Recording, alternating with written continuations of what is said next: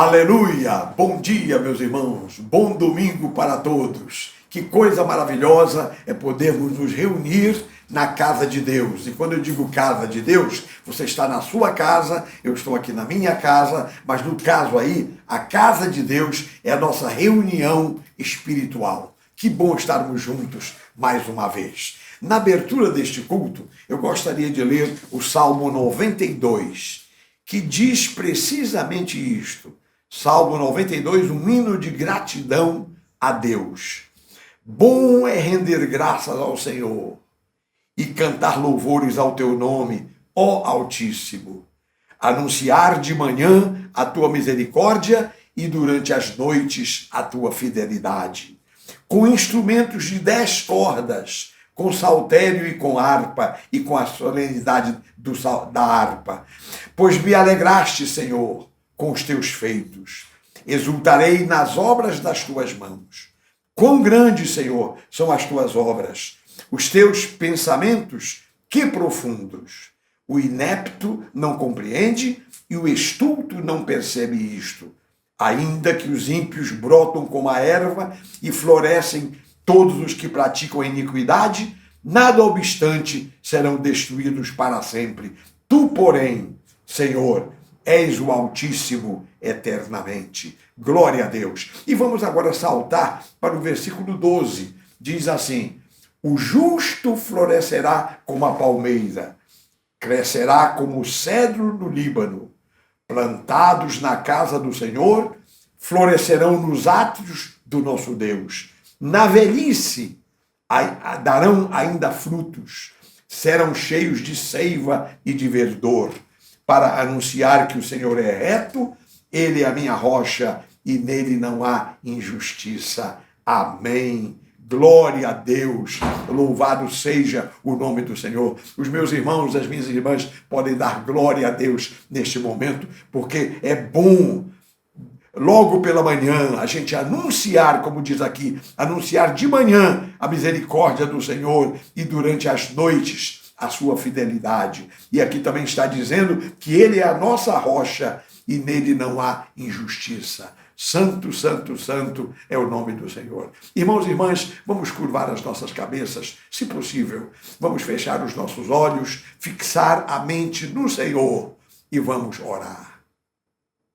Pai amado, Pai bendito, em nome de Jesus, neste domingo pela manhã, entramos na Tua presença. E eu quero pedir ao Pai que nesta hora o Teu Espírito Santo entre aqui no nosso meio. A Tua palavra diz, meu Pai, que quando 2 ou 3 se reúnem em nome do Senhor Jesus, aí Ele está presente. E é no nome de Jesus que nós nos reunimos. É no nome de Jesus que nós fazemos a nossa oração. Então nós convidamos. Espírito Santo, entra no nosso meio. Espírito Santo, ocupa o teu lugar. Espírito Santo, enche o nosso coração. Senhor Jesus, se presente aqui nesta reunião, neste culto, meu Deus, que estamos prestando ao teu nome. Como diz o salmista, é bom render graças ao Senhor, e nós estamos te rendendo graças pela semana que passou e pelo dia maravilhoso que é este domingo, quando estamos iniciando uma nova semana. Então, Senhor, recebe a gratidão do nosso coração, recebe o amor do nosso coração, e por tudo isto, Pai, nós pedimos e oramos e agradecemos e te louvamos. Em nome de Jesus, a quem seja dada a glória e a honra para todo sempre, e que todo o povo do Senhor diga amém e amém. Aleluia! Levanta a mão aí na sua casa, bate palma ao Senhor, porque hoje é dia de libertação na sua vida. Toda iniquidade, tristeza e pecado vai sair, porque nós somos vasos do Senhor e carregamos a glória dele. Precisamos estar selados pelo Espírito Santo. Onde a presença do Senhor está, não pode haver tristeza. Não pode haver tristeza não. Aleluia! Onde a presença do Senhor está, não pode haver maldade. Onde a presença do Senhor está, não pode haver pecado. Show pecado, aleluia! E todo jugo, opressão, iniquidade aqui vai ser Hoje é dia de libertação. Hoje é dia de libertação. E o Senhor vai operar. Veja a mão de Deus agindo aqui. E todo mal vai ter que sair. Então sai. Então sai. Todo espírito contrário a Deus. Sai. Minha vida está selada por Deus. Sai. Sou liberto pelo sangue da cruz. Sai. Em nome de Jesus, sai. Todo espírito contrário a Deus. Sai. Minha vida está selada por Deus. Sai. Sou liberto pelo sangue da cruz. Sai. Em nome de Jesus, sai. Aleluia! Tá batendo palma aí? Os vizinhos escutarem. E na sua casa há o poder do Espírito Santo. E na sua vida há a presença de Deus contida nesse vaso de barro. Aleluia! Onde a presença do Senhor está, não pode haver tristeza. Onde a presença do Senhor está, não pode haver maldade. Onde a presença do Senhor está, não pode haver pecado. Não pode haver não. E todo jugo, opressão, iniquidade aqui vai ser dissipado. Opressão e iniquidade vai ser dissipado na sua vida. Aleluia! Libertação, o Senhor vai operar. Veja a mão de Deus agindo aqui. E todo mal vai ter que sair. Então sai. Então sai. Todo espírito contrário a Deus. Sai. Minha vida está selada por Deus. Sai. Sou liberto pelo sangue da cruz. Sai. Em nome de Jesus, sai. Todo espírito contrário a Deus. Sai. Minha vida está selada por Deus. Sai. Sou liberto pelo sangue da cruz. Sai. Em nome de Jesus, em nome de Jesus, em nome de Jesus, sai. Aleluia! Graças a Deus, meus queridos irmãos. Como disse o salmista, é bom, cedo de manhã, render graças ao Senhor. É o que nós estamos fazendo. E eu quero começar, meus irmãos, aqui fazendo uns pequenos anúncios das coisas que nós estamos realizando, do que se passa nestes dias. Olha, em primeiro lugar, eu quero agradecer a todos os meus irmãos que colaboraram com a Bolsa de Compras, com a nossa obra social. Eu quero que os irmãos saibam que, até agora, 21 famílias, graças a Deus, foram servidas. Né? Agora, tem uma coisa, se aparecer mais alguém precisando, nós não temos o suficiente para servir. A nossa irmã diaconisa Nádia está informando que estão faltando alguns itens. Então, eu queria pedir se algum irmão ou irmã desejar no coração contribuir com mais alguma coisa, então ligue para a igreja para tomar as informações sobre o que está faltando. Mas nós temos grande alegria, não só em contribuir, eu também contribuo, não é? Como também nós temos grande alegria em servir a essas pessoas. E se Deus mandar mais alguém necessitado, aí nós vamos fazer o melhor possível.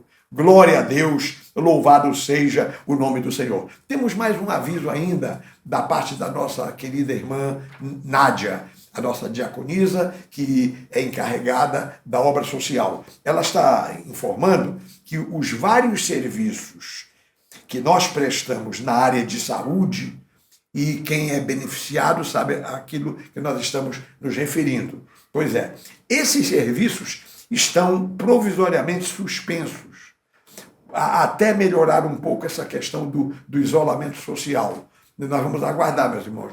Eu não gostaria de expor as pessoas que vêm a usufruir desses serviços, né, que fiquem expostos a contrair um vírus por causa do não isolamento, etc, etc. Então, nós vamos aguardar mais um pouquinho, nós estamos aqui andando cautelosamente, nós queremos respeitar a saúde, a vida dos nossos irmãos e dos nossos amigos. Portanto, está todo mundo avisado. Agora, deixa eu comentar uma outra coisa. Queridos irmãos, olha, no próximo domingo, que é dia 19, nós vamos começar os cultos presenciais. E nós já anunciamos, o pastor Elias falou bastante na quarta-feira passada, e eu também estou falando, e eu pretendo falar durante a semana no momento de fé, não é? Então é o seguinte, meus irmãos, todo mundo já sabe, mas eu quero recapitular para ficar bem certinho. É assim, domingo que vem, dia 19, nós vamos realizar 2 cultos, 9 horas da manhã e 18 horas. Se nós tivermos pessoas a mais, aí nós vamos então cogitar de realizar um terceiro culto. E ainda vou lhe dizer mais uma coisa. Vamos supor que toda a nossa igreja estivesse apta para vir. Todo o nosso povo. Sabe o que é que a gente ia fazer? Nós iríamos fazer não só 3 cultos no fim de semana. Iríamos fazer 4, iríamos fazer 5. Aí você até pergunta, e como é que seria isso? Digo, gente, nós vamos fazer no sábado. Então você já pensou um culto 5 horas da tarde no sábado e outro culto às 19 horas. Isso no sábado. Você já pensou? Ou 3 da tarde e 18 horas no sábado. Faremos, se for necessário, porque nós queremos que pelo menos uma vez por semana todo o nosso povo venha à igreja. Estou falando isso aqui só para lhes dizer da nossa disposição. Eu estou com essa disposição. Você sabe, pregadores da palavra é o que não falta. Graças a Deus, nós temos uma turma grande, os irmãos estão vendo, muitos dos nossos irmãos estão usando da palavra nestes dias, e isso aí também eu estou testando o pessoal, eu estou querendo conhecer quem são os homens que nós temos, né? E o que é que eles estão dizendo. Então eu estou dando essa oportunidade para sentir o espírito de cada um. Pois é, mas olha, vamos voltar aqui. Então no próximo domingo nós vamos estar pela manhã, às 9 horas e também ao cair da tarde, às 18 horas.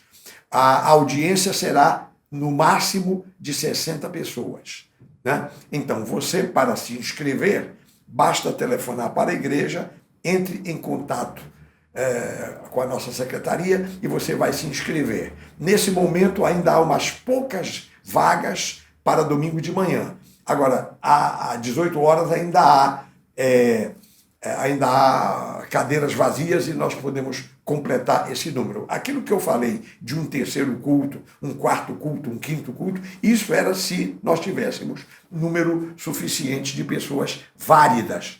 Eu digo válidas porque você sabe, não só os idosos, 60 anos para cima, não virão à igreja, nós não vamos contar com os idosos, nós recomendamos que fiquem em casa, assistam um culto em casa, maiores de 60 anos, como também crianças de 12 anos para baixo, então também nós não vamos aceitar as crianças e pedimos que ninguém insista nesse sentido, porque nós queremos proteger as nossas crianças e os nossos idosos.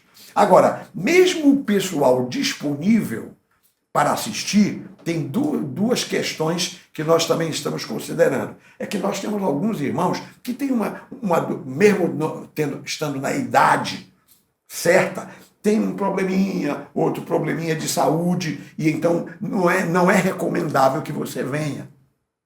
Então, este é um caso que nós estamos considerando. E também uma outra coisa é que, mesmo assim, pessoas saudáveis, mas estão com um certo receio, né? Assim, do coronavírus, estão com receio, e então preferem, nestes primeiros domingos, não vir à igreja. Irmão, irmã, fique à vontade. Você está nos acompanhando aqui pelas redes sociais, então fique à vontade, não é? Porém, todos aqueles que desejarem participar dos cultos, estando na idade que nós aqui estabelecemos, menos de 60 anos e maiores de 12 anos de idade, então você é bem-vindo para se inscrever nos cultos. Muito bem, meus irmãos, minhas irmãs, são estes os anúncios que eu tinha para dar. E agora, sem mais delongas, vamos levantar as nossas ofertas e dízimos para o trabalho do Senhor. Aliás, nós não vamos levantar as ofertas. Você vai entregar essas ofertas amanhã, durante a semana, seus dízimos. O que nós vamos fazer é orar pelas ofertas, orar pelos dízimos. E agora eu queria pedir que você abrisse a Bíblia. Eu tenho aqui um texto interessantíssimo. Mateus capítulo 23 e versículo 23. Olhe o que diz a palavra de Deus. Mateus 23, 23. Aqui são palavras do Senhor Jesus autorizando a igreja a que receba dízimos. Olha o que Jesus diz aqui, Mateus 23, 23. Ele está censurando os escribas e os fariseus. Nós vamos aqui ler a censura e depois vamos ver a palavra de Jesus. Ele diz assim: ai de vós, escribas e fariseus hipócritas, porque dais o dízimo da hortelã, do endro e do cominho, e tendes negligenciado os preceitos mais importantes da lei, a justiça, a misericórdia e a fé. Aí o Senhor Jesus completa, ele diz: devíeis, porém, fazer estas coisas sem omitir aquelas. Amém. Então, o que o Senhor Jesus está dizendo aqui é o seguinte: os fariseus e escribas, eles davam dízimo. Agora, só não eram pessoas justas, nem misericordiosas e nem crentes, né? Então, eles falhavam na justiça, na misericórdia e na fé. Então, Jesus está dizendo: olha, você tem que fazer tanto uma coisa quanto a outra. Você tem que dar o dízimo, sim, mas também você deve ser um crente em Deus, uma pessoa temente a Deus. Porque eles davam os dízimos porque era obrigatório pela lei, né? Mas eles não eram fiéis de coração ao Senhor. Então, nós temos que ser fiéis de coração e temos que também contribuir com os dízimos e com as ofertas. Então, com essas palavras, meus irmãos, nós vamos ter este momento de consagração do nosso dinheiro para o nosso Deus. Vamos orar, meus irmãos? Vamos orar. Pai de amor, em nome de Jesus, continuamos em tua santa presença. Eu quero te pedir, meu Pai, a tua bênção para o nosso dinheiro. Pai, quero pedir pelos dízimos, pelos dizimistas, para que permaneçam fiéis. Quero pedir pelas ofertas, meu Deus, que nós damos espontaneamente do nosso coração. Ó Pai, que nada falte na casa dos meus irmãos, que todos tenham comida, que todos tenham dinheiro para pagar os seus compromissos. Os irmãos que já estão trabalhando, abençoa, meu Deus. Oh, Pai, dá saúde, força, para que os irmãos prossigam no seu trabalho. Eu quero pedir por aqueles que tiveram o seu trabalho diminuído e também o salário diminuído. Oh, meu Deus, abençoa, multiplica, faz aquilo que só tu podes fazer. Meu Deus, eu quero também colocar os meus irmãos que estão desempregados, os meus irmãos que estão parados, sem ter como conseguir dinheiro. Meu Deus, abre as portas, abençoa. Oh, Pai, que nada falte para os meus irmãos, que não falte o pão de cada dia, que não falte o ânimo na vida dos meus irmãos. Meu Deus, meu Pai, meu Rei, esta é a minha oração. E eu suplico, meu Pai, que tu faças melhor do que eu estou te pedindo, do que tudo isto que eu estou pedindo. Pois é no nome de Jesus, meu Pai, que eu oro, que eu te agradeço desde agora e para sempre, e que todo o povo do Senhor diga amém e amém.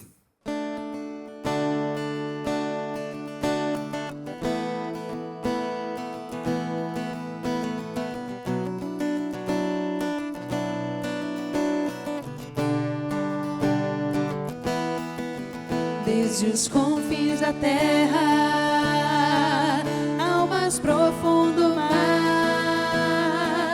nas alturas dos céus,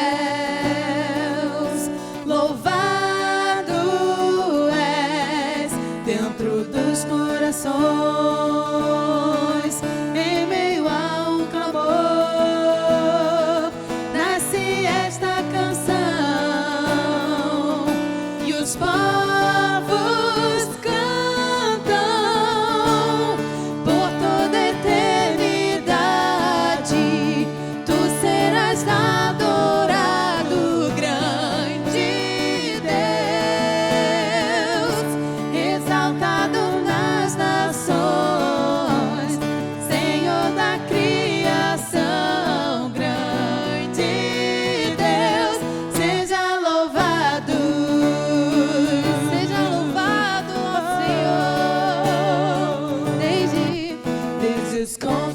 terra, ao mais profundo mar, nas alturas dos céus. Louvado és dentro dos corações,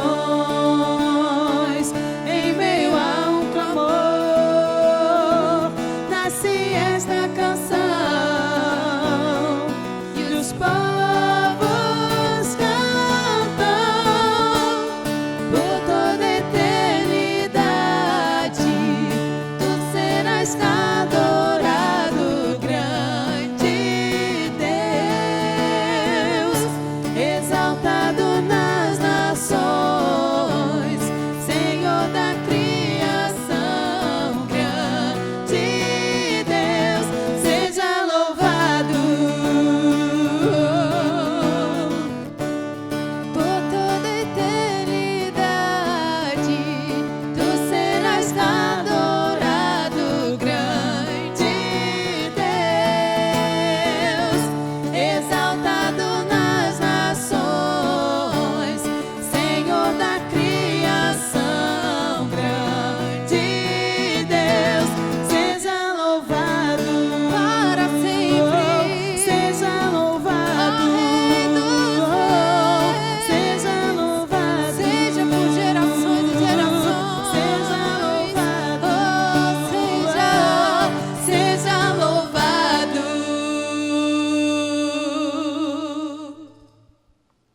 Glória a Deus, louvado seja o nome do nosso Senhor Jesus Cristo, meus queridos irmãos, minhas queridas irmãs. Nós vamos agora passar ao momento da pregação da Palavra de Deus. Os irmãos se recordam que há 3 semanas atrás eu comecei aqui uma série de mensagens a respeito da cosmovisão cristã. Como você sabe, todas as religiões, todos os grupos de pensamento têm as suas cosmovisões. Pois bem, o cristianismo também tem a sua cosmovisão. E a nossa cosmovisão é baseada na Bíblia. Como tudo começou e para onde é que nós vamos. Esse campo aí, isso é que se chama cosmovisão. Então, o que é que a Bíblia diz? Como é a nossa crença? Como é a nossa fé? E agora eu peço a especial atenção de todos os meus irmãos, principalmente todos aqueles que gostam de estudar, gostam de apreciar estes assuntos. Olha só, meus irmãos, como tudo começou, a nossa cosmovisão, o nosso modo de ver é o seguinte: tudo começa com Deus. Com Deus. E o nosso Deus é diferente dos outros deuses, porque os deuses deste mundo são feitos de prata, ouro, barro, madeira, etc. Ou então as pessoas deste mundo adoram as forças da natureza, ou então até diria os animais. Há certas culturas em que adoram animais. Pois muito bem, o nosso Deus é diferente. Ao contrário, o nosso Deus é o Criador de todas as coisas. E infelizmente devo dizer que essas pessoas adoram a criatura, como disse o apóstolo Paulo, né? Adoram a criatura em lugar de adorar o Criador. Pois bem, então como é o nosso Deus? Então nós estávamos aqui dizendo para os meus irmãos que, primeiramente, o nosso Deus, ele é um ser que sempre existiu. Nós não podemos definir Deus, basta só dizer isso. E o nosso Deus tem muitos atributos. Eu estou aqui nessa meditação trazendo para os meus irmãos os atributos que eu considero principais na nossa consideração. Então a primeira coisa é esta: o nosso Deus é um ser incriado.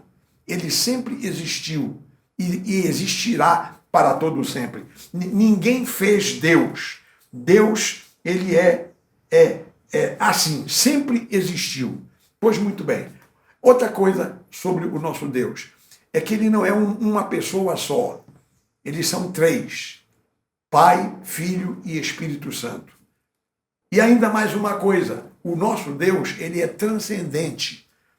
Muitas pessoas acham que a natureza é Deus. Não, a natureza não é Deus. Deus está na natureza, mas ele é transcendente. Ele está além da natureza. ele está além da criação. Aliás, ele está fora da criação. A criação é um produto de Deus. Pois bem, então, Deus é um ser transcendente. Essa é uma terceira coisa que nós temos que saber a respeito de Deus. E, finalmente, aquilo que é o óbvio. Ele é criador. Agora, como é que Deus criou a terra? No nosso comentário aqui, nós tomamos emprestado algumas conclusões da ciência. Por exemplo, pela ciência, a gente sabe que houve uma explosão, uma estrela explodiu, assim como se fosse uma supernova. E então, um dos fragmentos dessa estrela estava rodeado de água. Aí vem o Espírito Santo e toma conta desse fragmento, que seria a terra. E aí, com a continuação da obra da criação, o Espírito Santo dá uma configuração ao sistema solar como nós conhecemos hoje. O sistema solar, o Sol, a Lua, os planetas, etc. E então, daqui da Terra, também a gente pode ver as estrelas, as galáxias. Portanto, é assim que foi criada a Terra, assim que foi formado o nosso mundo. Porque depois disso surgiram, então, a vegetação, os animais, os peixes, os pássaros, e finalmente Deus criou o homem. E a diferença da criação do homem para os outros seres é que Deus sempre dizia assim: haja, faça-se, surja, e então acontecia. Agora, com o homem, não. O homem é considerado a obra-prima da criação de Deus. É porque Deus teve o trabalho de, com as suas mãos, formar o homem. Então ele pegou do pó da terra, e agora permita-me usar esta expressão, ele fez aquele boneco de barro, soprou nos narizes do boneco de barro e deu a esse homem o fôlego da vida, o fôlego de Deus, o espírito de vida que emana do próprio Deus. E interessante, para você ter uma ideia, o espírito que você tem, meu irmão, é aquele mesmo espírito que Deus soprou nos narizes de Adão. Quando eu quero dizer o espírito, assim, o fôlego de vida que você tem. Você vê que ninguém nasce sozinho, todo mundo nasce de pai e mãe. Então isso aí vem pelas gerações. Começou lá com Adão, e a primeira humanidade terminou em Noé. E de Noé, com o dilúvio, né, veio para frente os filhos de Noé, e daí a humanidade atual é descendente de Noé e dos seus 3 filhos. Então, quer dizer, o mesmo sopro que Deus soprou em Adão, eu tenho aqui. É o que eu respiro, é como se Deus soprasse nos meus narizes. Então, só para você ter uma ideia da nossa correlação. Muito bem, meus irmãos. Aí, quando Deus criou o homem, e agora eu acho engraçado, porque a palavra protocolo é a palavra corrente, todo mundo está usando. É protocolo para lá, protocolo para cá. Por exemplo, com o coronavírus, o protocolo é botar máscara, lavar as mãos, usar álcool gel e vai por aí afora. Os protocolos. Pois muito bem, o nosso Deus também estabeleceu protocolos para o homem. Deus colocou o homem na terra, né? Fez o homem na terra, formou o jardim do Éden, onde o homem passou a habitar, e os protocolos. 3 coisas principais o homem deveria fazer. Primeiro, Deus disse, crescei e multiplicai-vos. Segundo, ele disse, dominai. Quer dizer, o planeta pertencia ao homem, à terra. Deus deu esse planeta para nós, dominai. E além disso, crescei e multiplicai-vos. E o terceiro protocolo foi o seguinte, olha, tem uma árvore ali que você não vai tocar, você pode comer de tudo, porque eu queria lembrar aos meus irmãos que a primeira humanidade toda era vegetariana, eles não comiam carne até Noé. Do dilúvio para frente foi que Deus permitiu comer carne. Então comia-se vegetais, comiam-se frutas e etc. Era a alimentação. Então Deus diz, olha, comam de tudo, menos daquela árvore ali, porque no dia em que vocês comerem, vocês vão morrer. E esse morrer é que é o problema, porque Deus estava se referindo a duas mortes: a morte física do corpo e a morte espiritual, que é o corte de relações com Ele, com Deus. Então, Deus falou isso ao homem. Aí nós sabemos o que aconteceu. O homem comeu do fruto proibido, a sua mulher e ele, né? E então eles foram cortados da relação com Deus e entraram naquilo que eu chamo o estado de morte. A humanidade hoje, descendente de Adão, sem Deus, sem Cristo, ela é uma humanidade morta. Como diz o apóstolo Paulo, morta nos delitos e pecados. E então, agora vem o problema. O nosso Deus Criador, eu queria falar agora um pouquinho de um tópico que não é muito falado, ou por outra, não é colocado desta maneira. Eu chamo de polaridade. Você sabe o que é polaridade? É olhar uma mesma coisa por dois ângulos diferentes. A palavra polaridade vem assim, é um termo filosófico que vem da ideia de, por exemplo, polo sul, polo norte, os opostos. Pois é, então entra essa questão. E, aliás, a Bíblia está cheia de exemplos de polaridade. Por exemplo, só essa que eu já citei, que Deus é transcendente e é imanente, aí é uma polaridade, porque são coisas diferentes. Você dizer que Deus está na natureza e dizer que Deus está além da criação, isso é uma polaridade. E vai por aí afora. Tem muitos exemplos de polaridade. E o que eu vou citar agora é um exemplo bem flagrante, bem interessante. É o amor e a justiça. Olha só, o nosso Deus, ele disse, olha, não coma daquele fruto lá, porque vocês vão morrer. Então, essa foi a ordem de Deus, e você sabe que quando um rei manda, está mandado. Um rei não pode ver a sua lei, a sua regra sendo transgredida sem que haja uma consequência. Deus disse, olha, a consequência é a morte, a penalidade é a morte, vocês vão morrer. Agora, só que Deus, então, quando o homem pecou, aí entra o aspecto do amor. Porque esse Deus que é justiça cobra o cumprimento da pena.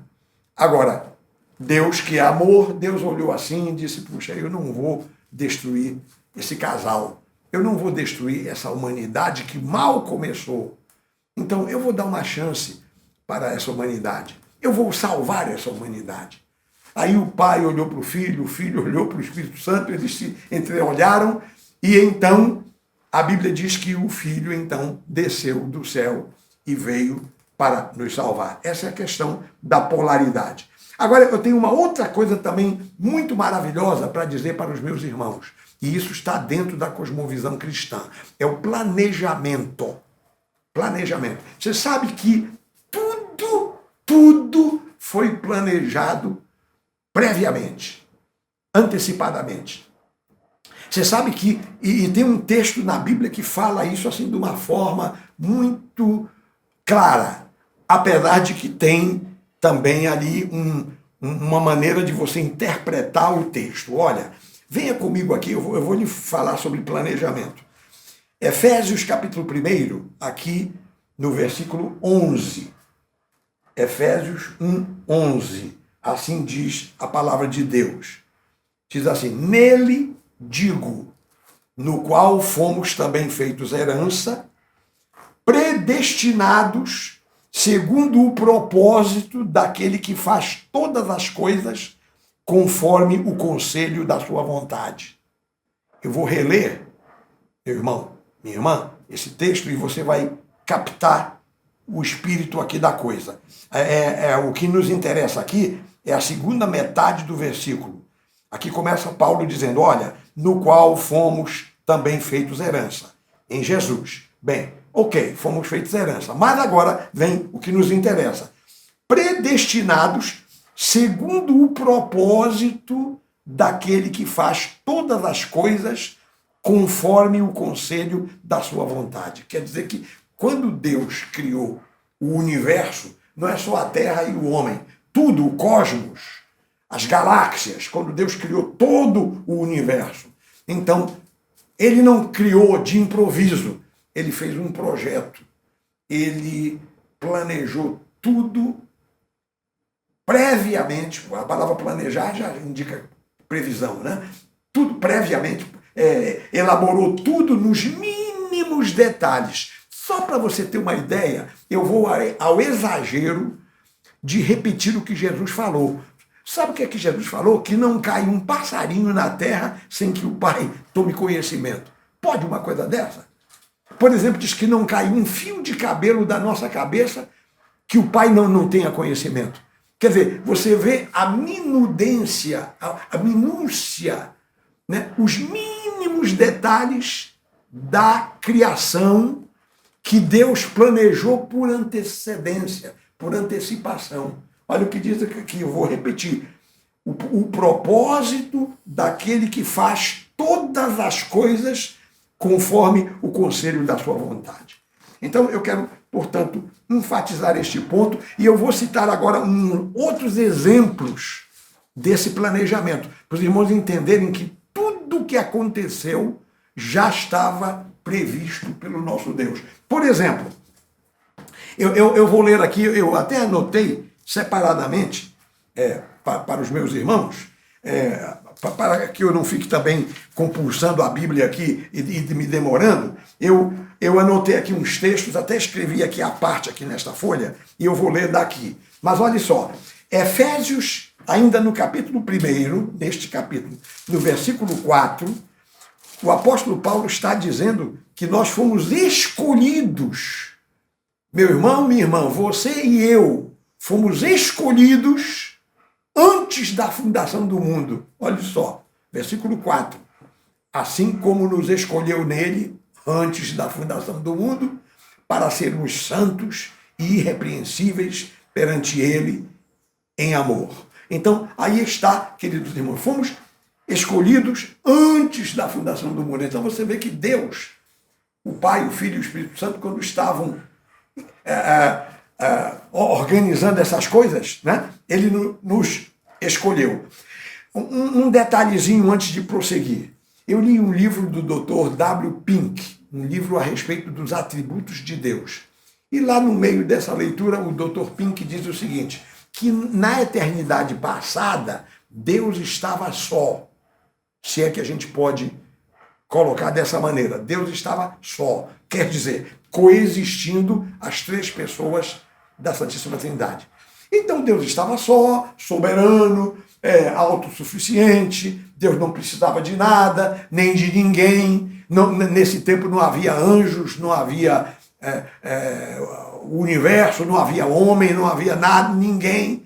Deus estava só, completamente só, Pai, Filho e Espírito Santo. E um dia eles resolvem compartilhar a sua glória com mais alguém. Aí começa a criação. Ele cria primeiro os anjos. Depois foi que ele criou o universo. E depois é que ele criou a raça humana. Então, tudo isso dentro de um propósito, dentro de um projeto divino na mente de Deus. Olha só, vamos continuar. Por exemplo, o apóstolo Paulo diz que ele nos conhece por antecipação. Perdão, ele já disse isso. Os que vão se converter, ele conhece por antecipação. Olha só o que diz Romanos 8, 29. Romanos 8, 29. Diz assim, porquanto aos que de antemão conheceu, também os predestinou, para serem conformes à imagem de seu filho, a fim de que ele seja o primogênito entre muitos irmãos. Eu vou repetir. Romanos 8, 29. Porquanto aos que de antemão conheceu, justamente naquele momento em que o Senhor estava planejando todas as coisas. E agora eu vou dizer uma coisa que quem não conhece o texto da Bíblia vai até ficar pasmado. Meu irmão, minha irmã, até a morte de Jesus na cruz foi planejada previamente. Sabe o que é que diz? Apocalipse, capítulo 13, versículo 8. Esse texto aqui começa discutindo a questão ali da besta, dos adoradores da besta, e eu não vou entrar nesse ponto. Eu vou entrar no que nos interessa aqui, nesse versículo, a segunda metade do versículo. Apocalipse 13, 8. Diz assim: e adorá-la-ão todos os que habitam sobre a terra. Adorar a besta, lá do Apocalipse. Agora diz aqui: aqueles cujos nomes não foram escritos no livro da vida do Cordeiro que foi morto desde a fundação do mundo. Observou? Olha só. No livro da vida do Cordeiro que foi morto desde a fundação do mundo. Quer dizer, quando Deus estava naquele planejamento lá, ele estava vendo, já pela sua onisciência, porque Deus é onipotente, onipresente, onisciente, ele sabe de tudo que vai acontecer antes de acontecer. Então ele viu, Deus viu na sua mente Jesus sendo crucificado. O Cordeiro de Deus que tira o pecado do mundo, ele viu isso. Então, meus irmãos, houve um planejamento na criação, houve um planejamento na nossa cosmovisão cristã. E Deus sabia até que o homem iria pecar.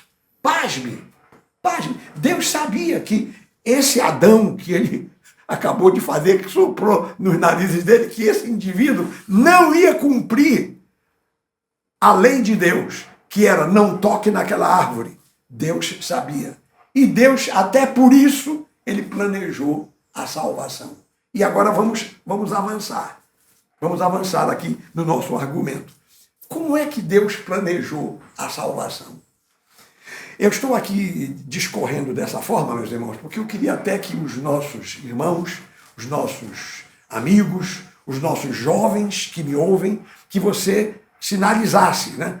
Quem quiser tomar nota, tome nota de tudo que eu já falei aqui, a sequência da cosmovisão cristã. Depois que nós chegamos a esse ponto em que o homem pecou contra Deus e que Deus então foi planejar a salvação, Deus deve ter imaginado: como é que eu vou fazer para salvar esse casal, para salvar a raça humana que vai nascer deles?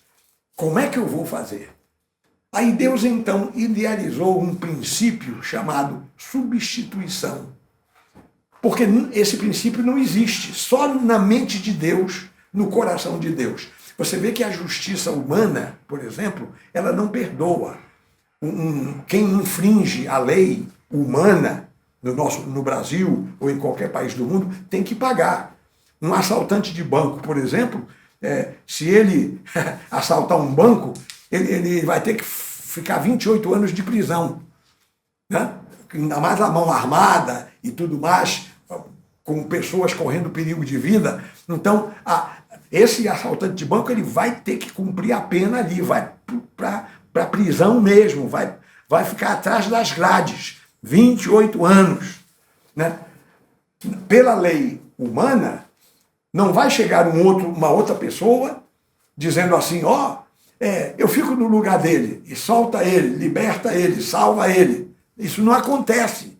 Até porque a lei humana também não prevê isso. Mas a lei de Deus prevê. A lei de Deus prevê a substituição. E agora, com isso, a gente entende uma porção de coisas.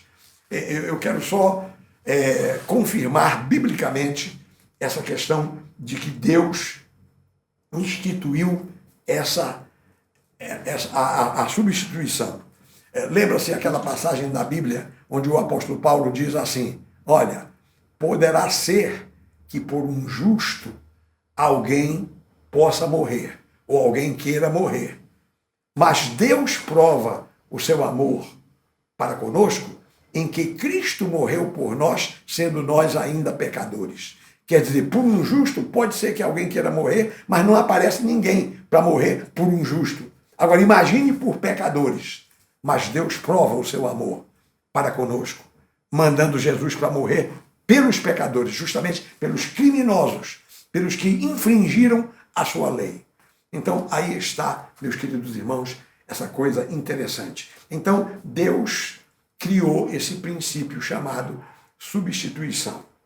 E aí, agora fico eu aqui na minha imaginação, pensando que as pessoas da Trindade se entreolharam, dizendo: um de nós vai ter que tomar forma humana e substituir o homem na morte, morrer pelo homem. Aí se entreolharam e tal, e aí uma das pessoas resolveu, digo, olha, eu vou ser filho, eu vou nascer por obra e graça do Espírito Santo. E foi justamente a segunda pessoa, o nosso Senhor Jesus Cristo, o nosso Salvador, que fez isso. E naturalmente Jesus, quando falou isso, lá na eternidade passada, ele disse, eu vou, mas vocês vão ter que me sustentar. Quer dizer, eu vou depender do Pai e o Espírito Santo vai estar comigo. Aí os outros dois disseram, ok, combinado. Eu estou aqui, falando assim para que os meus irmãos possam entender de uma forma bem clara esse assunto. Olha aqui, meus irmãos. Então assim, Jesus veio para nos substituir. E aí, eu domingo passado preguei aqui uma mensagem sobre as 5 coisas que Jesus fez na cruz. Então, aí eu apresentei para os meus irmãos domingo passado. A primeira foi essa, a substituição. E ele nos substituindo, realmente, ele efetuou a segunda obra que se chama a expiação. Né? Com a substituição vem a expiação. A pergunta é essa, como é que Jesus expiou?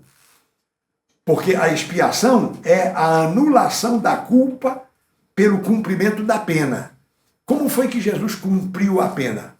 Da seguinte forma, ele morreu por nós.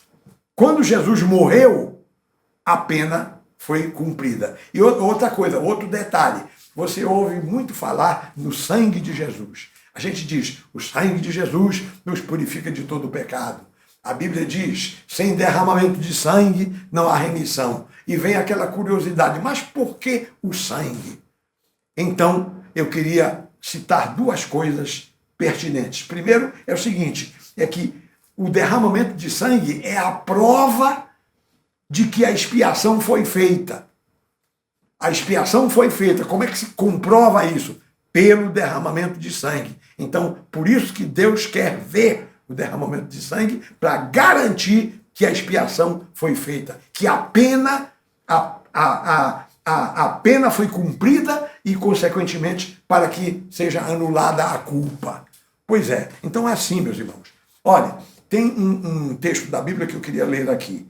Olha, Levítico, capítulo 17, versículo 11. Levítico 17, 11.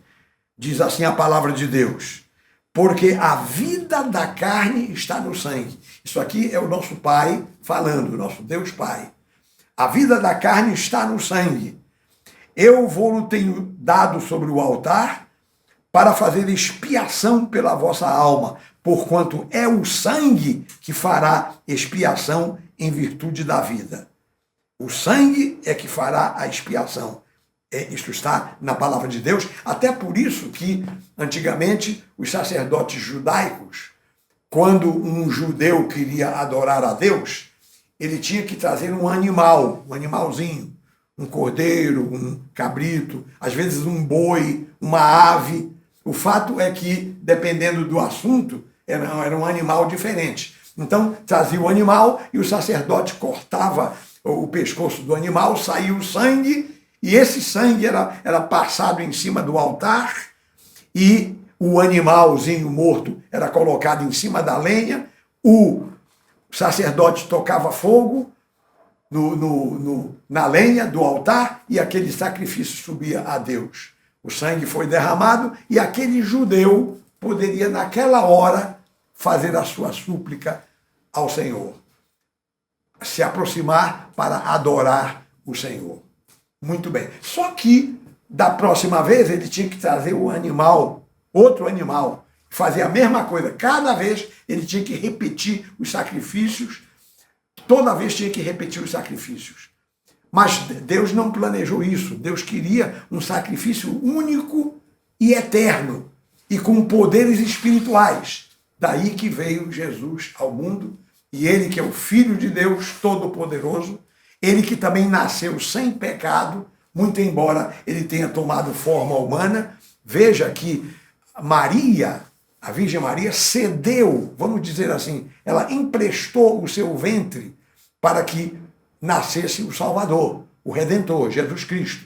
Mas só isso, porque a semente que foi plantada no coração de Maria não foi de José, mas foi por obra e graça do Espírito Santo. Você está compreendendo? Então Jesus, portanto, o sangue de Jesus derramado na cruz era um sangue humano, sim, um sangue material, sim, mas era sangue com propriedades divinas, com propriedades espirituais poderosas para redimir a humanidade. Glória a Deus. Então, por isso que a gente canta, o sangue de Jesus me lavou, me lavou. Glória a Deus, louvado seja o nome do Senhor. Então, a expiação foi feita.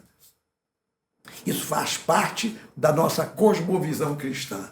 Então, nós somos salvos das nossas imperfeições, dos nossos pecados, por Jesus Cristo, que nos substituiu e que expiou, derramou o seu sangue ali na cruz do Calvário. E depois, como consequência, vem as outras coisas boas. Aí, com a substituição e a expiação, Deus nos reconcilia. Jesus nos reconcilia com o Pai. E com essa reconciliação, então nós somos tornados justos. Deus olha para nós com outros olhos. Nós não somos mais aqueles pecadores, aqueles infratores. Não, nós passamos a ser pessoas justificadas, no caso, pelo sangue de Jesus, pela obra expiatória de Jesus na cruz do Calvário. E, finalmente, esta coisa nos dá acesso ao Pai. Se chama isto a propiciação. Quer dizer, por causa da obra de Jesus na cruz, o nosso Deus e Pai se torna propício para conosco. Daí a palavra propiciação. Ele se torna favorável a nós. E o resultado imediato desse favor é o nosso acesso a Ele. Olha, a figura bíblica sobre essa questão do nosso acesso ao Pai é a seguinte, e você conhece bem essa história, está ali no Evangelho segundo São Mateus, você pode procurar. Mateus capítulo 27, você depois pode ler com calma. Olha só, Jesus, quando estava na cruz, ele proferiu várias frases. Aliás, você sabe, ele começou dizendo assim: Pai, perdoa-lhes, porque não sabem o que fazem. Bom, aí Jesus proferiu outras frases, outros assuntos, e lá no final, quando Jesus estava para entregar o Espírito a Deus, ele usou a penúltima frase na cruz. Ele disse: está consumado. Oh, meus irmãos, a obra da salvação, esse problema criado pelo homem para o nosso Deus, que Deus que teve que ter tanto trabalho para trazer Jesus ao mundo. Olha só, se eu for aqui citar a história, Deus teve que tirar Abraão lá da Caldeia, da Babilônia. Aí vem o Abraão, aí nasce o Isaac, nasce o Jacó, nasce os 12 patriarcas, que são os progenitores das 12 tribos de Israel. Depois, esse povo anda, aí é onde você lê essa história toda do Antigo Testamento, a história do povo de Israel, a saga do povo de Israel pelos séculos aí. Então, surge Moisés, surge o rei Davi, né? Surge o rei Davi, e lá na frente da linhagem do rei Davi surge José e Maria, e vem o nosso Senhor Jesus Cristo. Percebe? Um trabalho enorme de Deus, e finalmente ali na cruz Jesus diz: está consumado. Aleluia! A obra foi feita, a humanidade está salva. Quem crê nessa obra, quem crê nessa coisa que nós estamos fazendo aqui, recebe a salvação. Amém, meus irmãos? Pois é. E então Jesus, nessa hora que ele disse está consumado, a próxima frase foi: Pai, nas tuas mãos entrego o meu espírito. E aí ele inclinou a cabeça e ele morreu. Né? Nessa hora, meus irmãos, diz a Bíblia que houve um terremoto. Mateus capítulo 27, desculpe. Houve um terremoto e então... até diz que santos ressuscitaram e que depois foram vistos. Pois bem, nessa hora rasgou-se o véu do templo. Você sabe que no templo de Jerusalém, no santuário do deserto também, havia um véu separando o lugar santo do lugar santíssimo. Lá no lugar santíssimo estava a arca, que é uma figura da nossa comunhão com Deus. O sumo sacerdote entrava uma vez por ano no lugar santíssimo, mas o véu foi rasgado naquela hora, e quando o véu foi rasgado, isso significava que, se antes os judeus nem podiam entrar lá, só o sumo sacerdote uma vez por ano, mas agora que o véu se rasgou, então significa que o caminho está aberto e qualquer um de nós que aceita Jesus, qualquer um de nós que se converte, nós temos acesso ao Pai. Nós podemos ir lá na intimidade do Pai. O Pai diz assim, que a intimidade do Senhor é para aqueles que o temem, é para aqueles que o buscam, é para aqueles que o amam, que o servem. Então, meus irmãos, essa é a coisa mais maravilhosa da obra da cruz, o nosso acesso ao Pai, o véu rasgado. E muita gente canta corinhos sobre isso, canta letras de músicas sobre isso, e muitos não percebem o tamanho da coisa, o gigantismo dessa obra maravilhosa, essa consumação ali na cruz do Calvário. Meus irmãos, minhas irmãs, essa é a nossa cosmovisão cristã. E agora, você pergunta, tem duas perguntas. Uma eu vou responder agora, a outra eu vou responder domingo que vem, que é a conclusão desta série. Você pergunta, e como é que o ser humano pode ser salvo? Porque toda essa coisa que eu acabo de descrever, tudo isso é o lado de Deus. Tudo isso é a história. Agora, e eu aqui? E nós aqui? Como é que nós ficamos? Como é que esse ser humano pecador pode se apropriar destas coisas maravilhosas, desta bênção maravilhosa que o nosso Deus quer oferecer? Então, eu vou terminar esta mensagem lendo em Romanos, capítulo 10, versículos 6 a 9. Romanos, no capítulo 10. Abra a sua Bíblia, por favor, eu estou abrindo a minha aqui. Romanos, no capítulo 10. Glória a Deus. Glória a Deus, capítulo 10, do versículo 6 para frente, diz assim a palavra de Deus. Mas a justiça decorrente da fé assim diz: não perguntes em teu coração quem subirá ao céu, isto é, para trazer do alto a Cristo, ou quem descerá ao abismo, isto é, para levantar Cristo dentre os mortos. Porém, que se diz? E agora vem a resposta à sua pergunta. Como é que o ser humano pode ser salvo? Diz aqui: se com a tua boca confessares a Jesus como Senhor, e em teu coração creres que Deus o ressuscitou dentre os mortos, serás salvo. Então você é salvo como? Pela fé. Aceitando tudo isso, crendo nessa cosmovisão, aceitando esse plano de Deus, que Deus mandou Jesus para salvar a humanidade. E então você se entrega a Jesus, você abandona os outros deuses, você abandona as outras concepções, e você diz, não, eu sou um pecador, eu preciso de Jesus. Jesus é o único que pode me salvar. Jesus, tem misericórdia de mim, salva-me, perdoa-me, liberta-me, transforma-me. E você vai abandonar todas as outras ideias, meus amigos, meus irmãos. Você vai abandonar tudo, vai deixar para lá.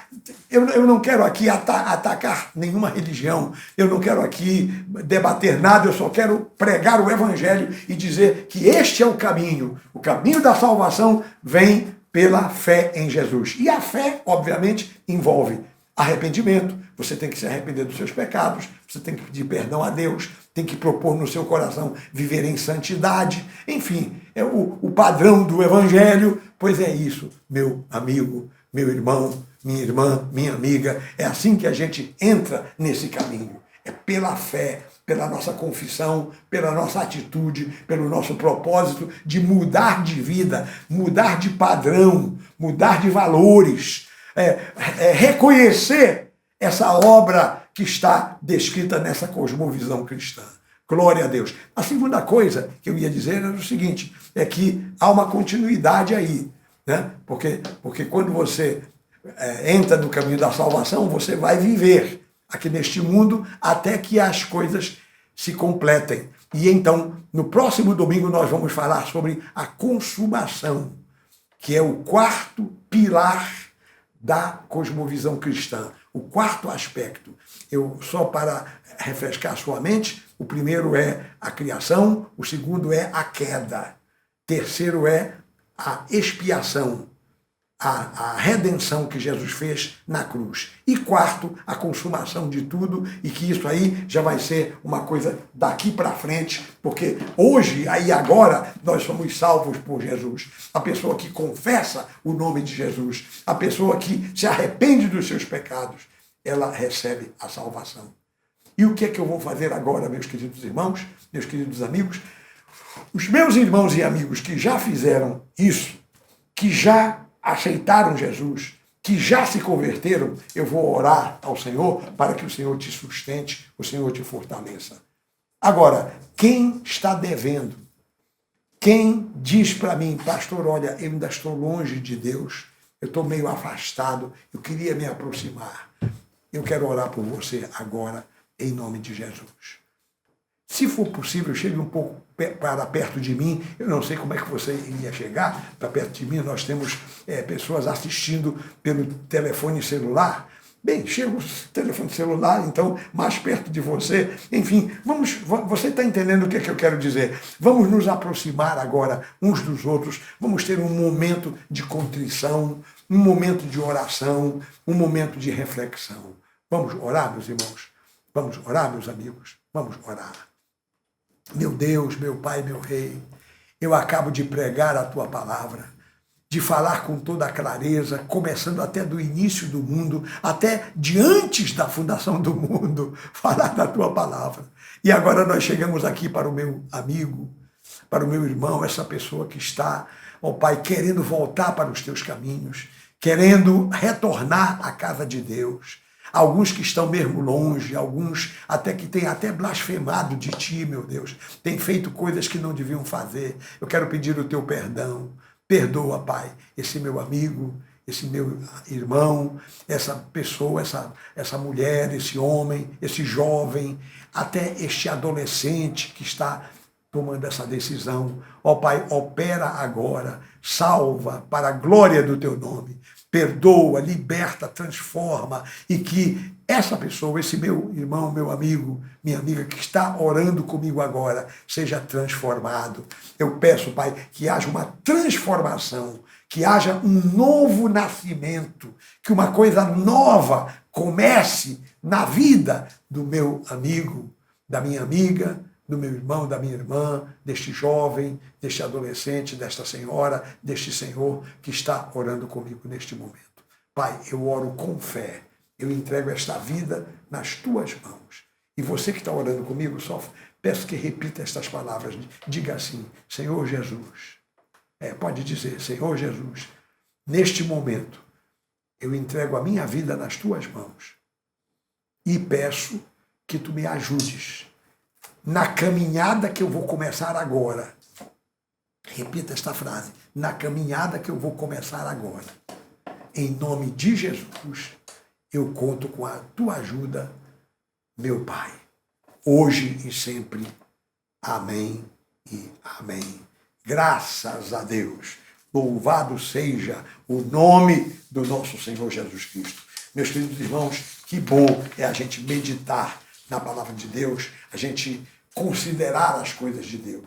Puxa vida, hoje nós começamos a nossa meditação antes da fundação do mundo. E nós estamos terminando aqui comigo e com você, fazendo uma renovação do nosso voto, uma renovação da nossa decisão ao lado de Deus. Nós vamos começar agora a terminar este culto para a honra e glória de Deus. Só que eu queria, agora nesta conclusão, eu tenho uma música especial para oferecer para os meus irmãos. Quem souber o hino pode cantar. É um hino tradicional, é um hino cantado no mundo inteiro, o meio evangélico todo conhece este hino. É um hino clássico, né, do cancioneiro evangélico mundial. É um hino que diz assim: eu creio em Deus, Eu creio em Deus. E quem vai cantar é o meu amigo, pastor Paulo Brito. Eu tenho acesso aqui às músicas do pastor Paulo Brito, ele me autorizou, e então nós vamos ouvir com justamente um grupo musical que está acompanhando, e ele vai cantar, o pastor Paulo, com essa bela voz, e depois que o pastor Paulo terminar, eu volto para nós encerrarmos o nosso culto com oração e com a bênção apostólica.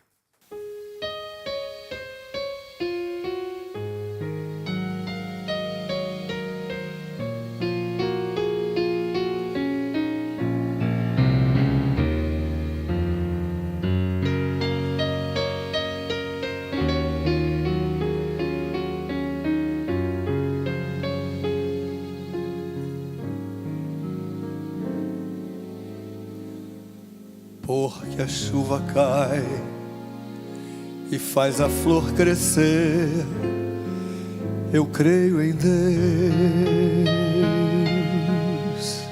Porque em trevas há uma luz a reluzir, eu creio em Deus. E ao que se desviar, alguém virá e o caminho mostrará. Creio em Deus, creio em Deus. E na tempestade, a menor oração Deus ouvirá. Esse grande Deus que no infinito está, atenderá. Cada vez que eu ouço um novo ser chorar, ou vejo o sol no céu brilhar, eu creio em Deus, creio em Deus.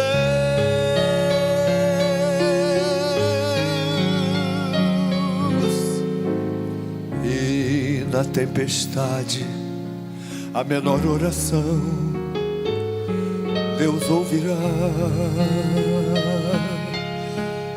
Esse grande Deus que no infinito está, atenderá.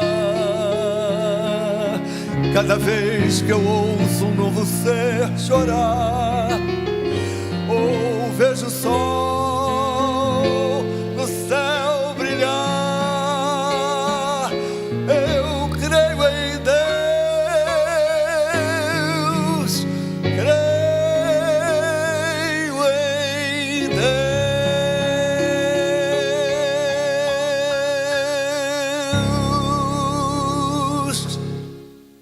Louvado seja o nome do nosso Senhor Jesus Cristo. Eu creio em Deus. Obrigado, pastor Paulo, por esta bonita música que nós estamos oferecendo ao Senhor, através da qual nós estamos declarando a nossa fé.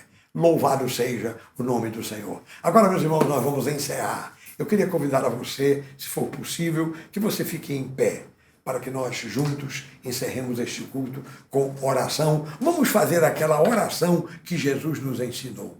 O Pai Nosso. Vamos orar. Estenda as suas mãos. Pai nosso que estás nos céus, santificado seja o teu nome. Venha o teu reino. Seja feita a tua vontade, assim na terra como no céu.